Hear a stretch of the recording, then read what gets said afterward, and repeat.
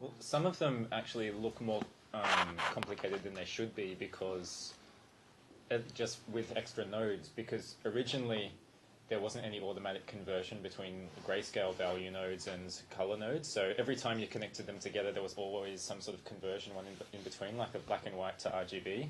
So especially for some of the shots at the start of Elephant's Dream, the node setups look a lot scarier than they should just because of the amount of nodes that we had to do things to replicate functionality that is now available in a single node, for example. So it's not that bad. But yeah. Yeah. Well, let's start. Let's start. Should we start with lighting? Yeah, why not? Let's talk about the venerable spot. The spot. Just one note about lighting is due to our time constraints and our wanting to control things. Should we, have we started yet? Oh, yeah, I guess. I don't know. Do you want to, or should we just hold it? Should we just? Can we just hold it? Does that work? I don't know. Yeah, that works. Okay. I'm afraid to swallow it. So. Oh God. Yeah, due to our time constraints and tweakability and what we were used to, we rarely used any ray tracing throughout all of Elephant's Dream. There's definitely nothing like global illumination or anything like that. There's no ambient occlusion. There's no ray traced shadows. The only time ray tracing is really used is just for stuff like refraction in the eyeballs and in some of the glass pieces. And even that slowed things down a lot. So a lot of the techniques that we used were pretty old school and pretty manual, but it worked out well for us that way because any other way just wouldn't have been possible, especially rendering to HD 1920 by 1080.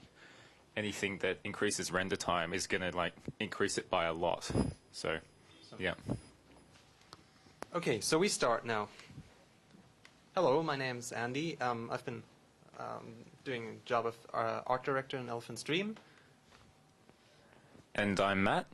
I was a lead artist in Elephant's Dream, and together with Andy, we pretty much made up the art department in the visual sense. So while the others were doing mostly animation, we were doing the lighting, texturing, compositing, etc. With the help of other people. We had some external people like, what's his name, Roland Hess, otherwise known as Harky Man, did some texturing for us. Enrico Valenza, Env, did some texturing for us. He was actually there for... He was there in the studio, yeah. And also Buster helps a little bit with that sort of thing. But they'll get the noise. Yeah, okay. So it was basically us two that had to worry about getting from the animation to the final picture. So. No, I was just holding the microphone for you because you're fiddling with it. And I don't think people want to catch all the noise and everything. So well, where do I start? I did well, like some people of you should have gathered or might have gathered that I've been helping out the Plumiferas project in Argentina for about 3 weeks or so. I was doing basically the same thing as I do right now, which is I showed those guys where the strengths of Blender are in the field of lighting or compositing, and I held several sessions about well, how you should light in Blender. Well, of course, this is just one approach. So, if you come up with something better, that's good.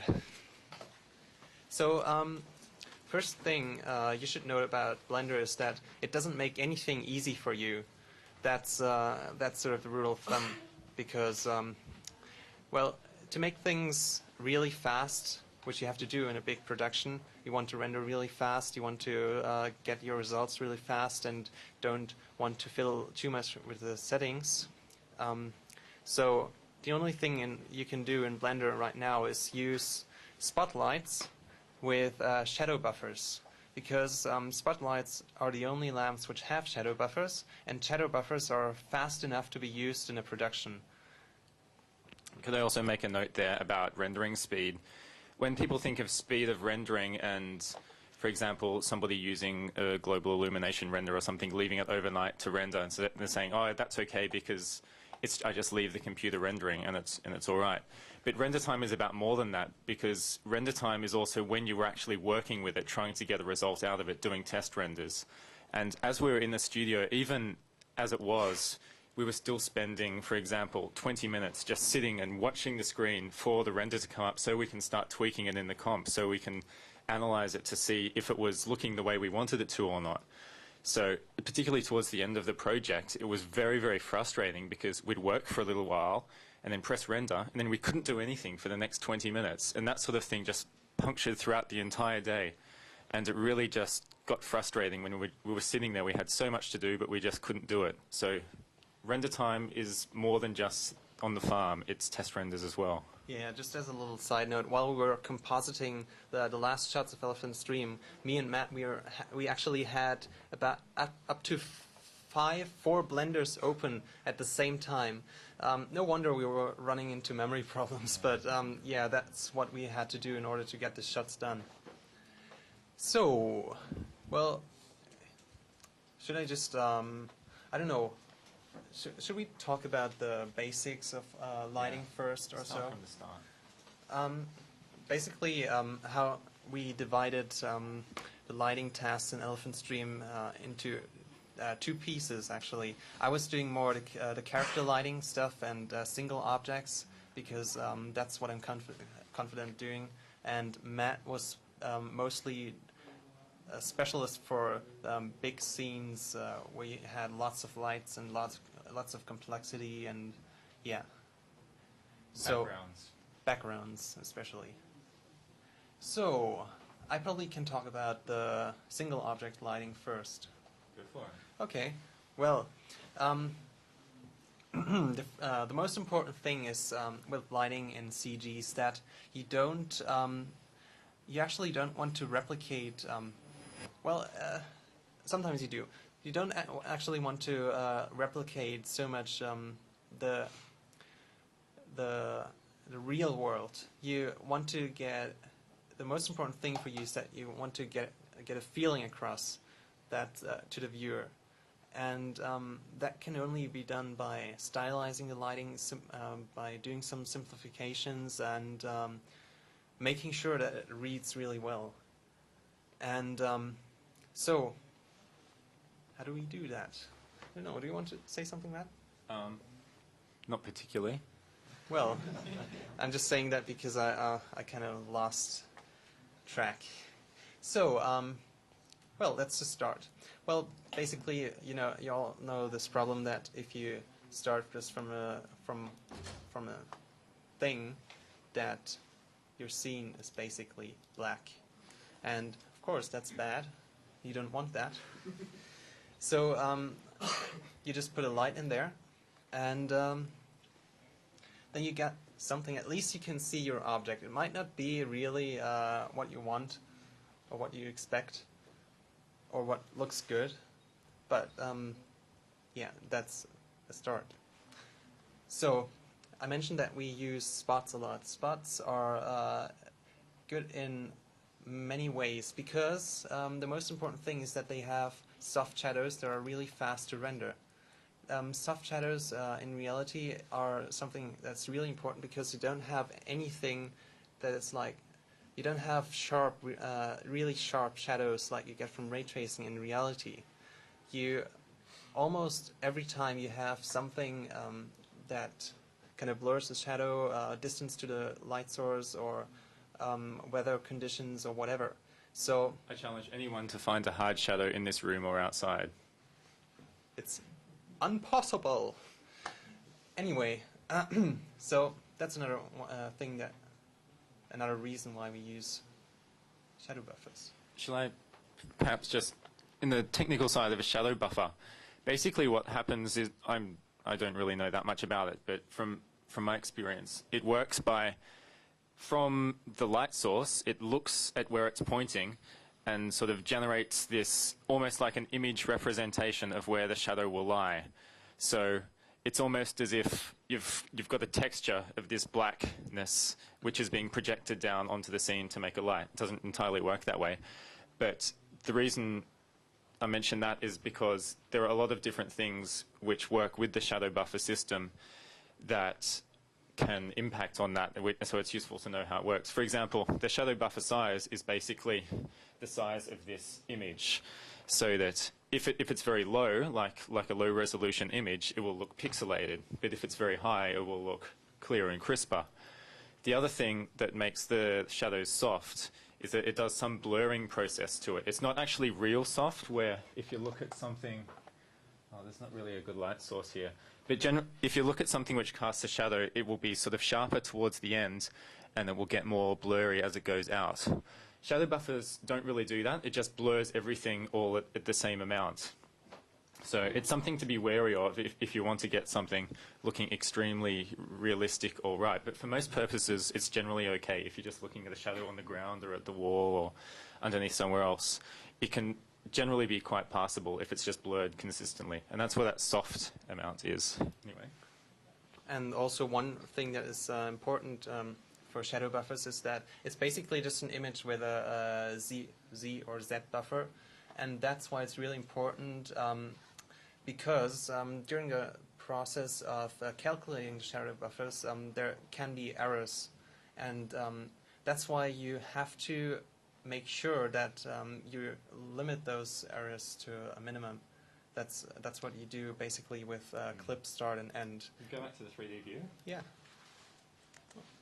If you see that big line that's going through and impaling Suzanne through the head, that's the range of the clipping, the start and end, which you can adjust there with those numbers. Basically what that means is that anything within that region is being calculated as part of the shadow. So if you've got a certain amount of resolution that can be used to calculate this shadow, if it's stretched out over a wider distance, then you get less resolution sort of going along that axis. So the smaller you can bring in that range of clipping starting and end,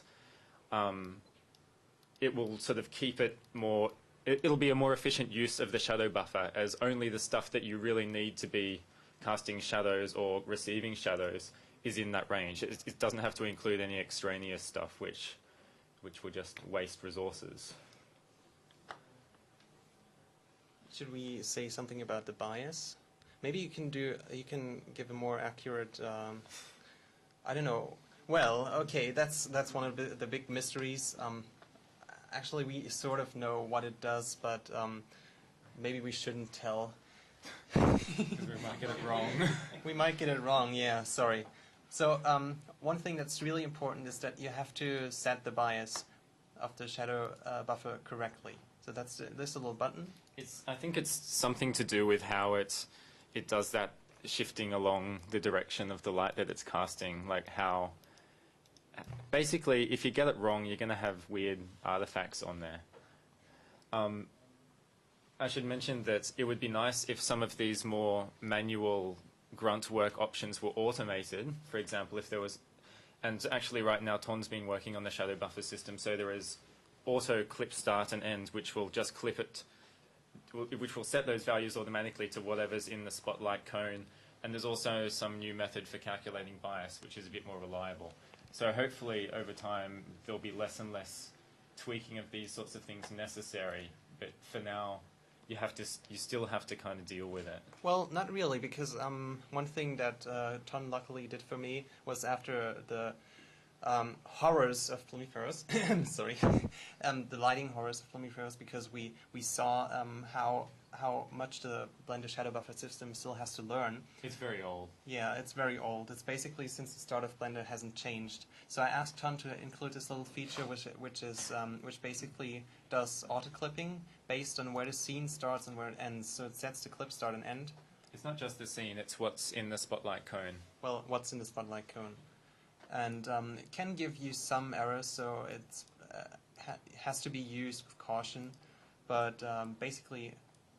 Most of the time it's safe, so you don't have to go through the hassle of setting your bias, your clip start and end, and adjusting the bias according to. Okay. See that line on the side where it's not a complete circle? That's one of the things of the clip start and end, which I guess Ton's system hasn't fully worked out yet. Can you go to camera view? Yeah, sure. Unless it's the edge of the plane. I'm in the thing. Yeah. See, if you go back to the render, they've got that line coming out there, and that's because the clip end of the shadow buffer is too close. It's not including the rest of that plane as it sort of comes along that axis. So there, the ortho thing has made a mistake. So it's in that sort of case where you need to raise the clip end to make it include the rest of the plane. That's what I just did. So maybe it should work now. Oh, it's rendering too So there we slow. go. We've got the big, nice arc anyway. Okay. So, and other things, of course, of the shadow buffers, of the Blender lights, is that you can adjust the size, The angle of the cone. angle, and the softness. I really like using a soft edge Yeah. sometimes. Did you just switch off ray tracing to Yeah. make it render quicker with the shadow buffer?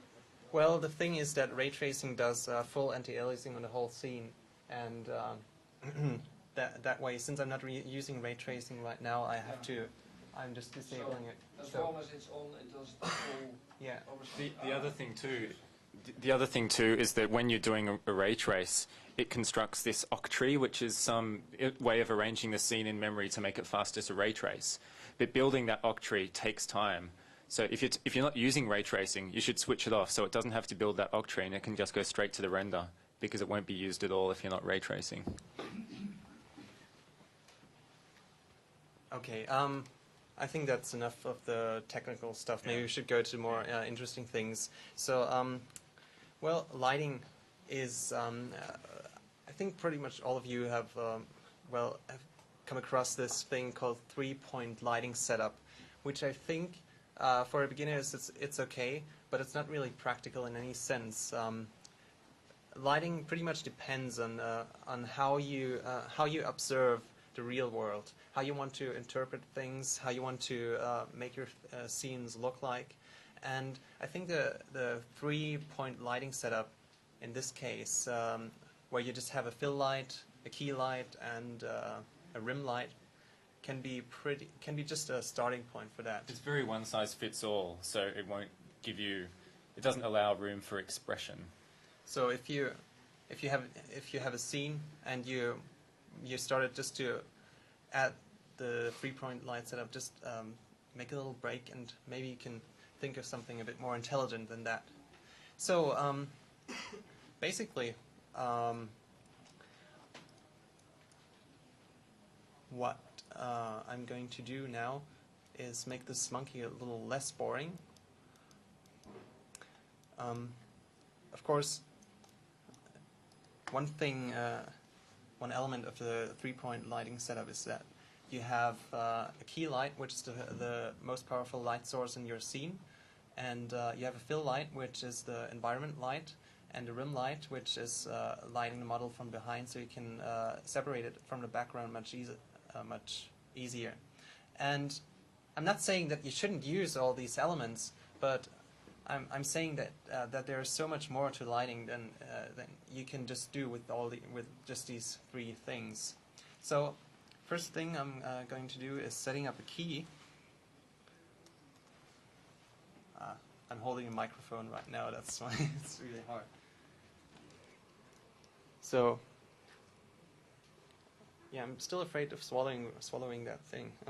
Thank you. it's got a clip. Let's use it. Yeah. Wow, I'm feeling so important right now. Okay. So I'm setting up the most powerful light source in this scene right now, and probably I want to do something a bit less boring. That's why I'm not making it pure white. I'm making it a bit more yellow. On this screen it's a bit weird, so I have to make it a bit more intense. Okay, and I also wanted to have really sharp shadows. That value of 3 is okay, and the shadow buffers would be really a bit bigger, and we just use auto clipping in this case. If we get errors later, we can still change it. Alright, now we changed our boring white monkey scene into something a bit more cozy. So I think now I'm just going to turn down the yellowness of this. And I'm just duplicating that spot and just putting it on the other side. And I'm making it less intense and a bit more bluish. And I'm making the shadows a bit softer, making the cone angle wider. Probably just give this a better material. I don't like the specula there.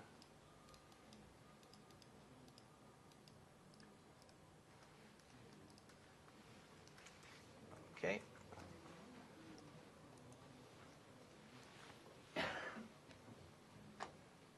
All right, now we have a strong key light and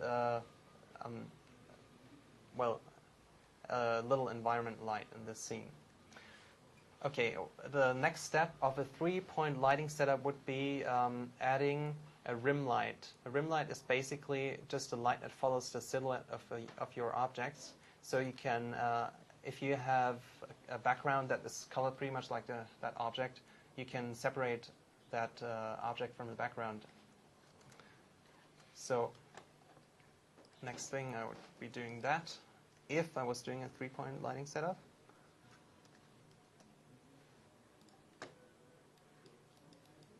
So I'll make it more intense. Whoa. No, that's wrong. Huh. Whoa, you're like doing stuff to the sliders. No, I just accidentally didn't duplicate that one. That's why that's because I'm pretty nervous right now and I'm still thinking of what... It's alright, Andy. Help me!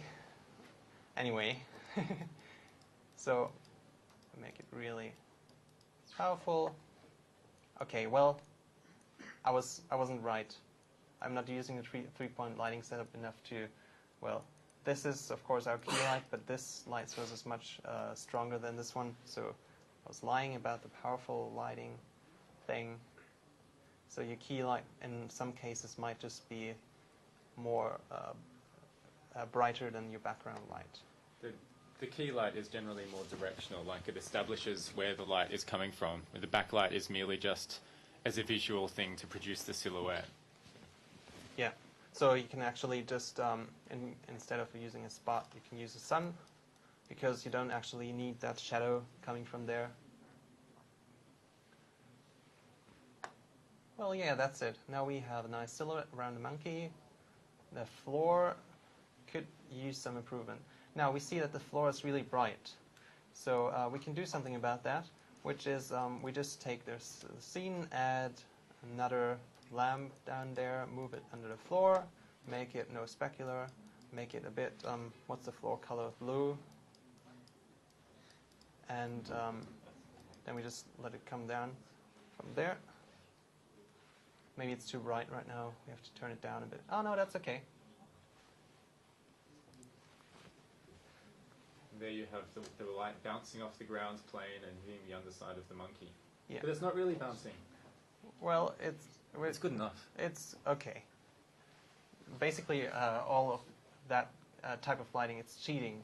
You don't have, in Blender we don't have that many elaborate lighting tools that we can do all this in camera. So we have to do some cheating. The advantage of that is that it's a lot faster than, for example, doing radiosity or global illumination or what else is there? Z blobby something. No, I don't remember. Anyway. Although, at least speaking for myself, although I'm a proponent of using these sorts of methods for computer control, I certainly wouldn't be anti of course, having more tools in the toolbox. Definitely. But it's a matter of knowing when to use things and why.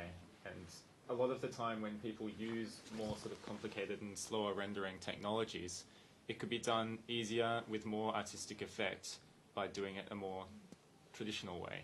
It's horses for courses. Really. Yeah, especially if you're like 20 hours awake and you have to get your shot done till tomorrow, and the producer, in this case it's Ton, is standing behind you.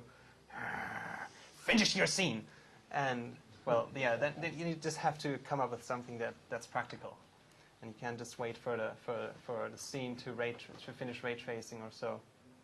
Funny little thing also happened during Project Orange is, I was just talking about ray tracing. Remember the first shot of the movie where you can see this water and Proog's reflection in water? The first iteration of this shot was actually ray traced. Right now it's not ray traced, but the first shot had a plane that was just had a ripple texture, and it was had ray refraction and ray mirror on, and it took about 2 hours per frame to render. And that whole scene is about 625 frames long. You can imagine, even with a render farm, it's not really practical to do that. And even more so, we realized that the ripples weren't really exactly behaving as we wanted them to, so we had to re-render. And that was 5 hours before the whole movie had to be finished. So we had to come up with some solutions to finish the whole shot without ray tracing. So the whole shot is not ray traced at all. It's environment map. Ton actually made a special type of environment map that only renders one side of the nth cube, and that one worked pretty well. So another cool thing in Blender is that you can utilize only shadow lights. These are lights which actually don't give any light, but they give shadows to the scene. So that's what we are going to use now.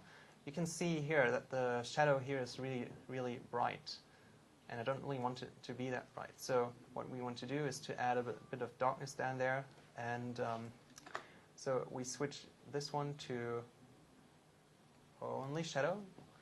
We make it really, really soft, and make the bias a bit bigger, make it Gaussian. The box tent Gauss are pretty much just different types of blurring the shadow buffer to make the soft shadows, similar to the different types of anti-aliasing in the render system. So Gauss is a bit softer, box is a bit old school. Box is boxy. Yeah. It's like a rectangle if you look at it sometimes. So we don't want to have it that influences the scene that much. So now we can render that. It's better, but not quite there yet. So I turn it a bit brighter, or in this case more shadow. Now you can see it's really, really dark.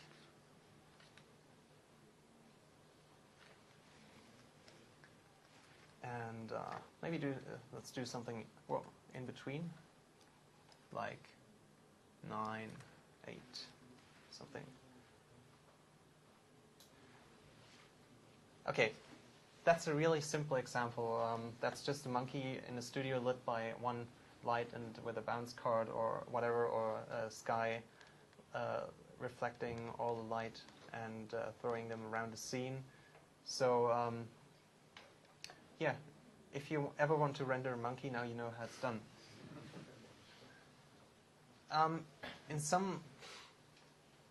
Sometimes you just want to do something a bit more complicated than that. So maybe we should talk about that next. I don't know. About what? About lighting a really complicated scene. Okay. Well, because in a scene you can't really. I want to talk a little bit about quad. Quad? Yeah, you like the quad. I like the quad. Can I take the? Oh, I don't have.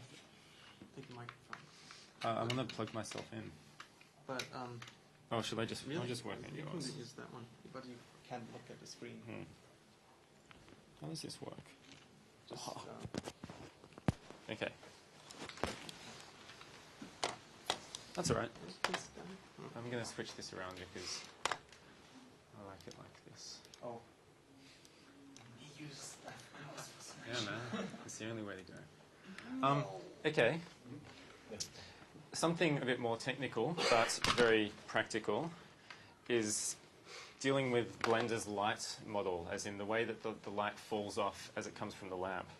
Let me just can I get rid of, no, I'll move all this stuff to another layer. Oops. Ooh. Just select all. Oh. Yeah, okay. So let's have a plane. Don't like that. Oh, you've got some crazy German keyboard going on. Yeah, it's special. Okay. I'll change this too.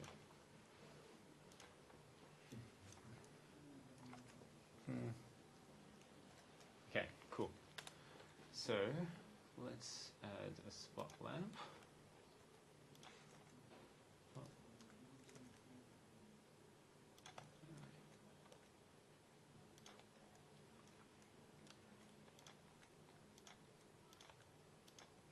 Oops, where's my camera?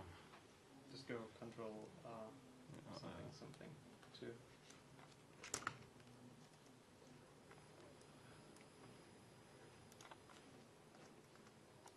Apologies for the wait.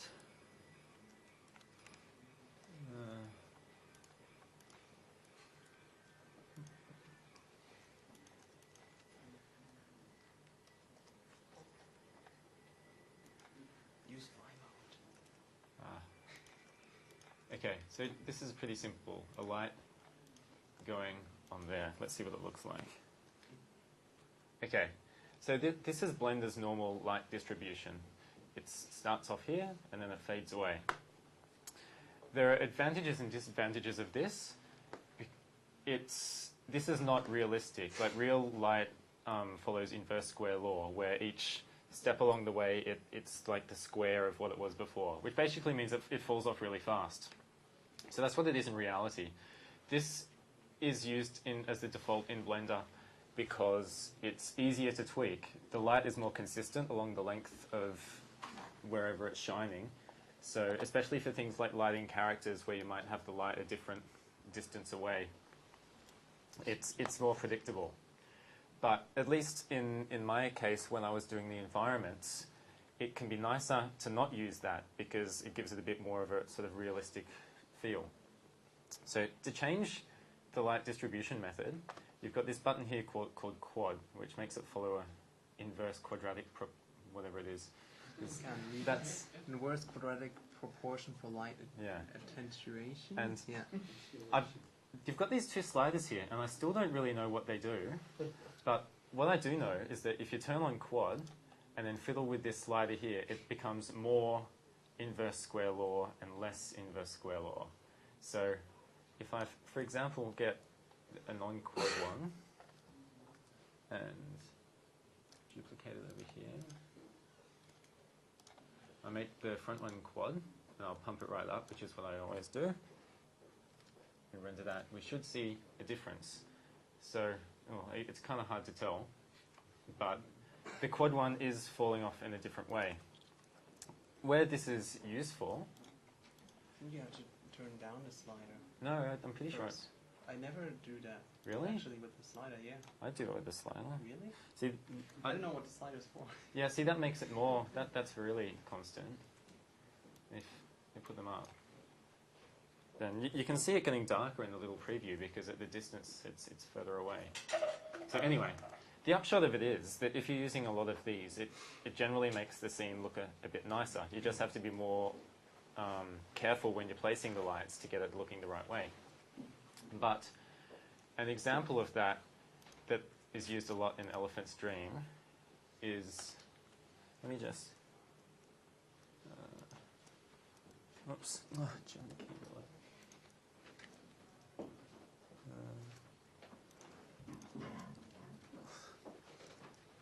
sorry. That's all right.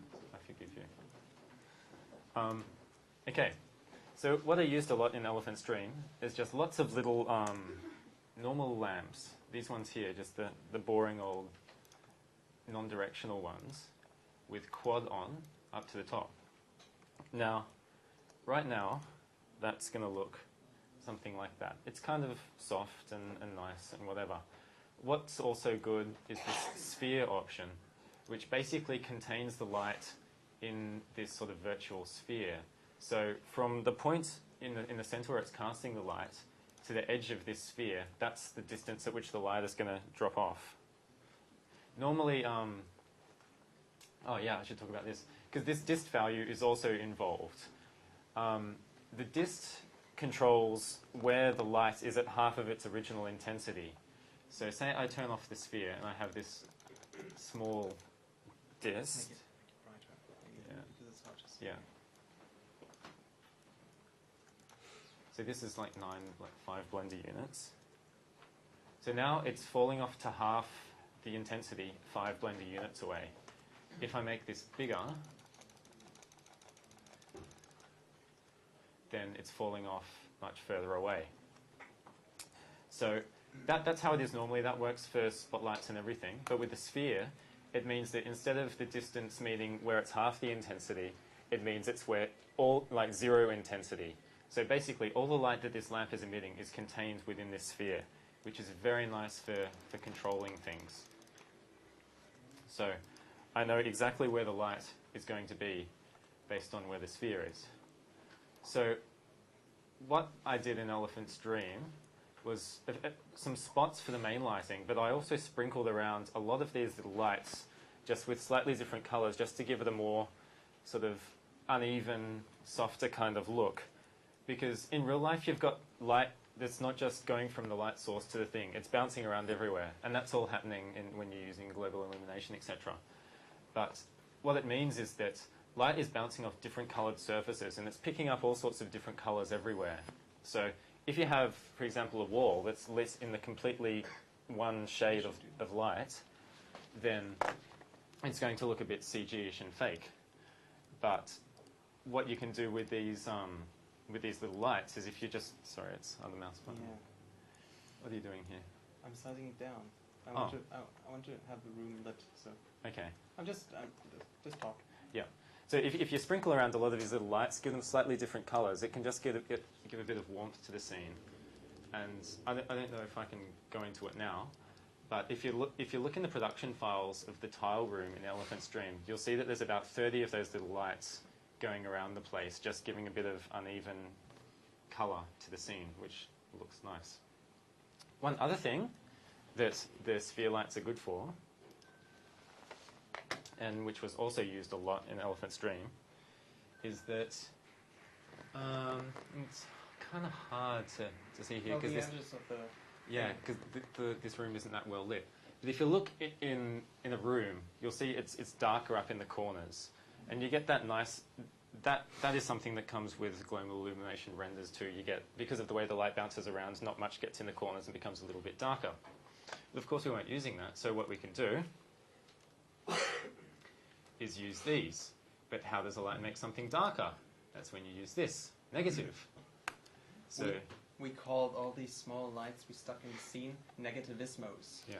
That happens if you work 18 hours a day. Yeah.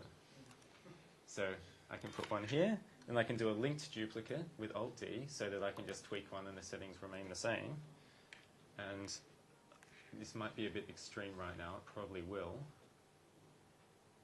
Yeah, it's way extreme. So let's get this down and maybe tweak a little bit more.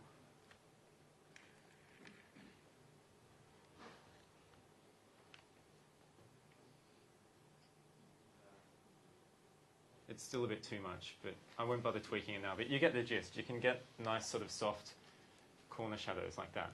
Another thing which these are useful for, whoops. Yeah. This one is contact shadows. This is something which is a nice result of something like ambient occlusion. Where's that? Did I just add a cube then or what? Where is it? Oh, okay.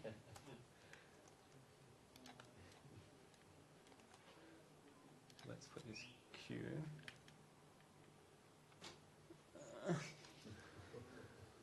Now you know how I felt.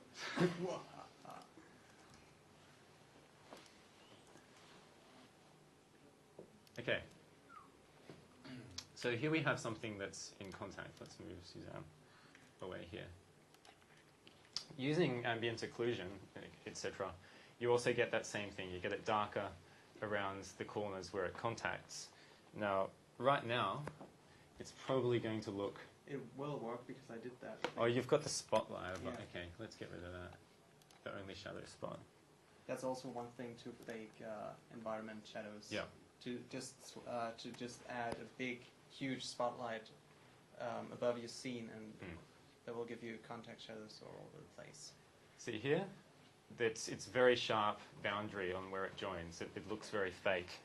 So, especially in shots in Elephant's Dream where there were lots of more like thinner things like pipes. I got a negative ismo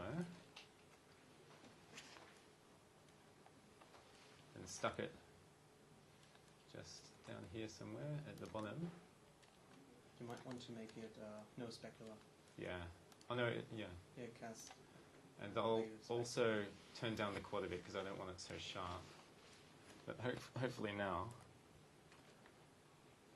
again, like it may not look so good right now because with all of these sorts of techniques, it requires tweaking. Oh, so it's below the ground. yeah, so I can't take too much time. It shouldn't matter if it's below the ground because it's not No, no, the shadows and the stuff. shadow, well, yeah, but the plane is not shading on both sides. So it's not negativismoing anything from that. So yeah, again, that's a crude example. Probably if I move it in here.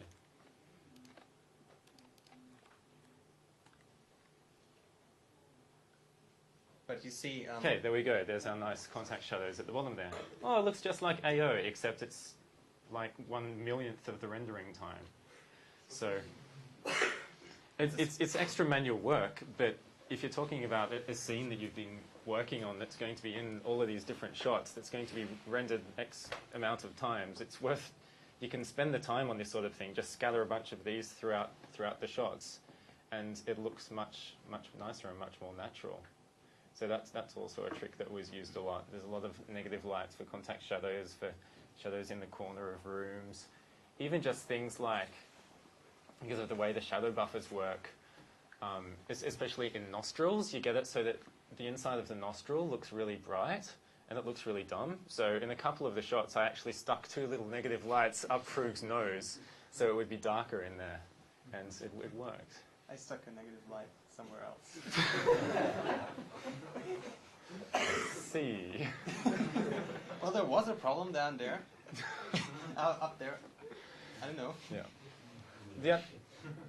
Do you want to talk about Skin shading? Yeah, Yeah. that's exactly what I was going to say. Yeah. Okay, over to you. All right. Well, You're going to be chained to me.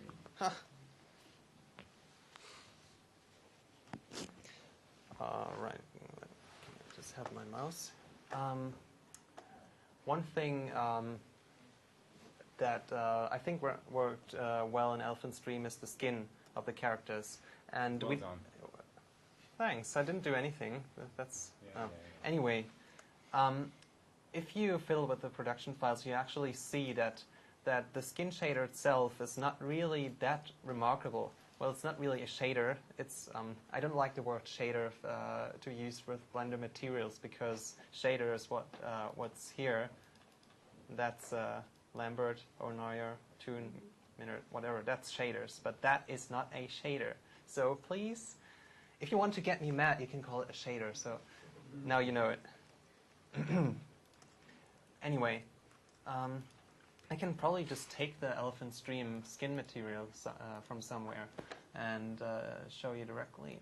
I have it on my other production lip. Let's take emo material. Is that emo face? Yeah, should be probably. And we can attach the material. No, that's not it. That's a proxy material. Oh, it is. It is. It is there. I'm telling you, mate. Yeah, you know, we had Yeah. a lot of time spending these two guys, so let's just hope everything will work. You can do the same. You can just, if you have a character, you can just take the material of the elephant stream files, stick them into your scene, and hopefully they'll just work. And we won't sue you either. Yeah. It's open source. It's open source, and you can make it better even. Okay, let me just do normal stuff. And, oh yeah, let me just, ray tracing. Also, yeah. When's this session supposed to finish? In 5 hours. Can someone else give me a better? At 4. At 4. Okay, that's cool. Great. I'm just kidding. Is that really the material? I don't think so. You? It should be emo. Maybe that's it. That's it. Yeah. That's weird. Maybe I should take Prug. Emo is not really interesting enough. Have you not got a UV matte material there and you're trying to use that, and of course you've got a... No, I'm not trying to use the textures for it. Yeah. I'm just trying to use the material because that's the main thing that is responsible for the light distribution across the skin. So we just take Prug, material, Prug head, was it right? Skin? Prug's skin? Is it? Are you sure? I don't know. Skin. It's been 6 months. Ah, yeah. Time flies. Is that It's the pretty one? similar. Yeah, Yeah, that's it. it is. Yeah. But it doesn't have any. See, did you do bump and? Yeah, that must be old. Unless that bottom is a step or something. Yeah. Wow. So you see, even we don't know what we did with these files anymore. So Maybe that's it. Prug. Maybe Let's that's say. it. Well, are you sure? Import Krug's head. That'll have it. No. No. Let's just see there. Okay, as you can see, and I hope this is right. Yeah, the color of it doesn't matter because we were using a texture. So no wonder it looks too yellow. But I don't know. We can just turn it down. Yeah. Doesn't matter. We can just make it something a bit more skinny-ish. Like this. And, well, as you can see, the material itself doesn't do that much. The most important thing is, again, the lighting. And that's also one of the rules of thumb. If you want to do good skin in Blender, then it's the simplest way is to do as much as possible with the lighting setup, because skin is a really, really hard thing to do, especially in CG, and it's I don't know, it's weird because in the shadows, skin is red. In the highlights, skin is blue. In the Terminator, which is the area between shadows and bright parts, it's sort of red, and then again it's blue, and on the other side it's yellow and whatever. I still can't figure it out, so it's really hard to do. It's So for this reason that in just about all the shots, the characters were lit independently from the backgrounds, so they're not. Whether that's being the lights in the same shot, but just big ones out there somewhere else for the backgrounds and specialized ones for the characters, or just rendering it completely independently in completely different render layers and matching it up in the comp. Because trying to use the same lighting for the environment and for the skin on the characters was just impossible. well, we did it a lot. I mean, they weren't just the same lighting. Well, they weren't just lit separately in every shot. Right. Well, the ones But with lots of strong yeah, colors, like especially the where telephone the room. characters are focused in the Yeah. foreground, or where you can see their details in the skin. It's really important to highlight all the different aspects of their skin texture with this special light setup. So yeah, that's kind of my favorite topic with lighting, to light skin.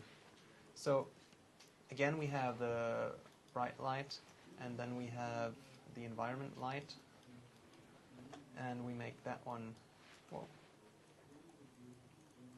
make that one a bit brighter, darker, make it softer. All right.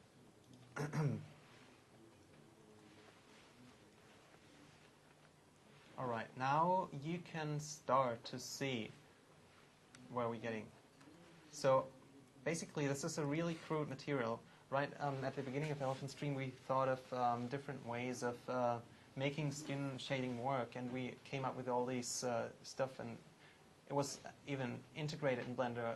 For example, the node tree editor, we thought we would use that for the skin shading, but at the end we didn't end up using it because this method just worked fine.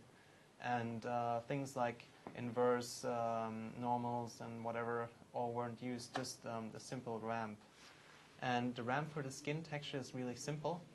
Again, what we're doing here is we distribute. Sorry. Let me repeat. We distribute the lighting, the light color,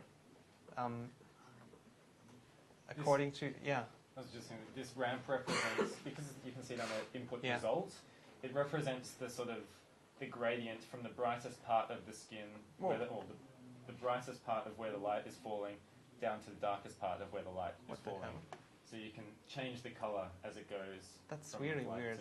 I think Blender just crashed. Wow. I don't know what happened. Where's Ton? Wow. That's the weirdest crash I ever had. You didn't even say anything. Oh. Didn't save anything even. Try temp.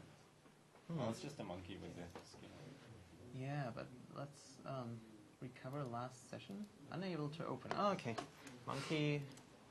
Sorry, guys. Subsurf. Sorry. Set smooth. Second layer. Skin.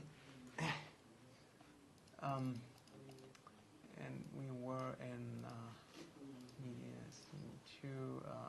Orange production, lip, brook, material, skin, bam, that's it. Disable textures. What did we do? We made it more skinny. Again, I'm sorry. Okay, now we have main light source. This color, sharp. Oh, that's just, yeah. And we have secondary light source, which is the environment light. We just put it over there and counter it. Actually, that's the one we want to make blue. This one is more intense. This one is darker. We don't want to have it any specular, but maybe we do. And we make it softer. And again, we have ray tracing on. I should probably disable that by default. Whoa, now it looks totally different.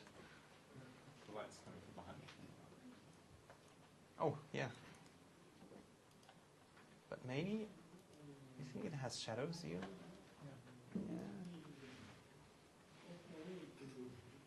Oh, yeah. Okay. So I'm going to do something less boring. So that's a bright light. And now we want to make it look like skin. And the most simple thing is that, okay, skin, like I said, is really weird. You want to have, basically in this area, you want to have red. On the highlights, you want to have blue. And there, you want to have red again. And then you want some green in between and some blues here and some purple there. Like I said, it's really weird. And even like I said, the simplest thing to do all this complicated stuff is just to use spots or lamps or whatever. So I'll just take this light, move it down there, make it red, make the shadow soft, make it really, really just a little slight influence. Wow, now we have a flaming red monkey head. Okay, we can turn it down a bit. So we make the shadows a bit softer, turn down the bias, which makes the shadows go closer to the actual source of the shadow, the actual shadow casting region. I still think it's kind of weird that those... Oh, maybe that's the specular. So no specular on these.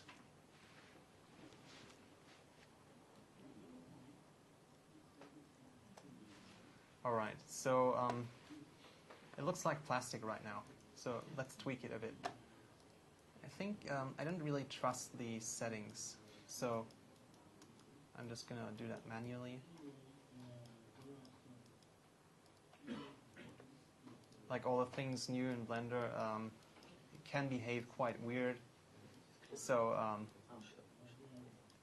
it's always good to just give them some time of development until you start using them in your own production or whatever.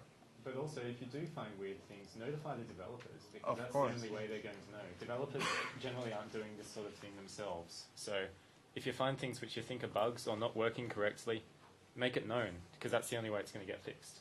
There is the... Blender Nation, we're going to make an article on how to report Yeah. bugs. So Cool. Rui just said, in case our online audience is not caught that, yeah, Blender Nation is going to publish an article about bug reporting. So, stay tuned. So, I'm just gonna adjust that to work with our monkey head. Yeah, look at that.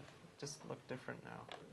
Okay, you can see one thing that is really important with skin lighting is the contact shadows that Matt just mentioned a moment ago, and it's also really important with skin that you have a lot of variation in the skin and a lot of I don't know how to say it, but you have to fake you somehow have to fake the depth of the skin. So now we just make that a bit more red, and we can just add a little green light up there. Let's see what it does. And of course, like all things, we just want it to start really, really slight from the beginning.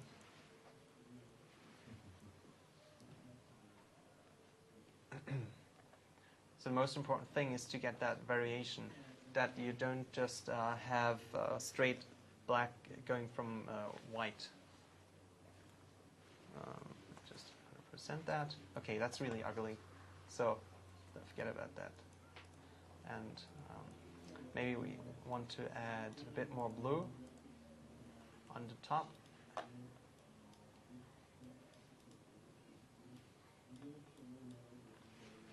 Whoa. Always these stupid clips start and ends. I hope the problem with the auto clip gets fixed and we can soon use it to its full powers.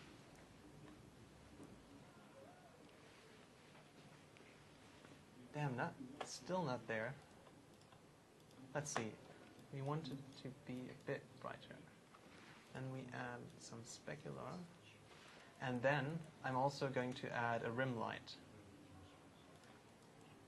And for this, in this case, we'll just we just use a sun. Make it no specular. They come from up there and make it slightly blue and turn it down to 1.3 or so. Let's just see what it does. If you set up your light, you just have to prepare to, you won't just get it done in one step. You just have to render, tweak something, and see what it does. Again, lighting takes time, so you can't just expect it to happen in an instant. But I think that's where the artistry comes in the tweaking. It's not just sort of doing things to a formula. It's